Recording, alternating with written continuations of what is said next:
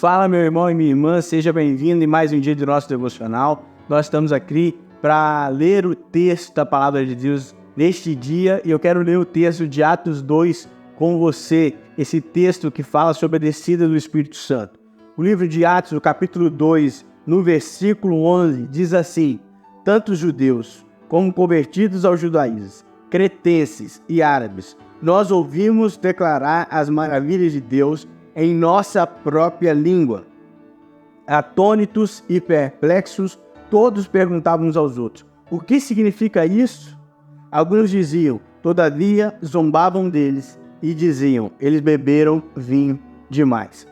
O texto que acabamos de ler fala sobre a descida do Espírito Santo, o dia de Pentecostes, tão conhecido por nós. O texto diz que eles estavam todos reunidos num só lugar, quando de repente veio do céu um som, todos ouvem esse som, um vento enche o lugar onde estavam e eles começam a falar como línguas de fogo. E a partir disso, eles falam o que o texto chama de línguas estranhas e cada pessoa, em países diferentes, reunidos naquele só lugar, entendem cada um no seu próprio idioma. Mas o que me intriga neste texto é que antes o Espírito não tinha sido derramado à igreja como foi derramado neste momento da história. O dia de Pentecostes, o derramamento do Espírito Santo, é uma prova natural, convicta, uma prova também espiritual da promessa que Jesus disse que mandaria o Espírito para a igreja.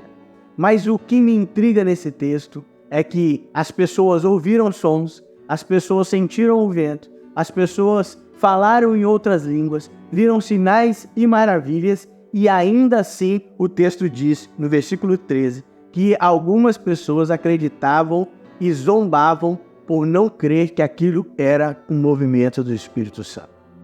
É bem verdade que o Espírito já foi derramado, nós já recebemos o Espírito Santo em nós. Todo aquele que confessa Jesus como seu Salvador recebe também o Espírito Santo. Mas o que me deixa entristecido é que pessoas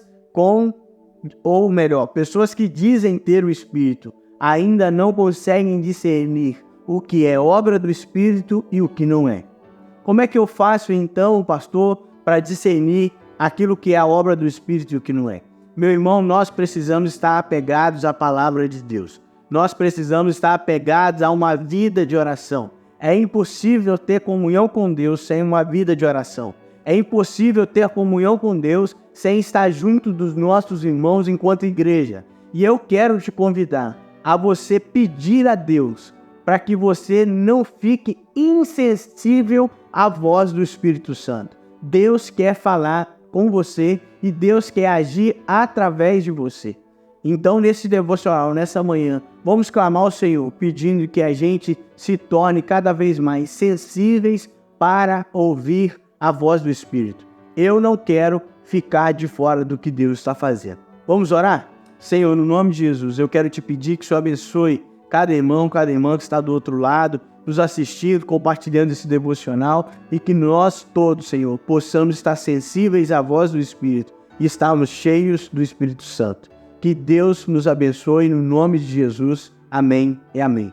Que Deus abençoe você, a sua casa e vamos juntos ouvir a voz do Espírito Santo.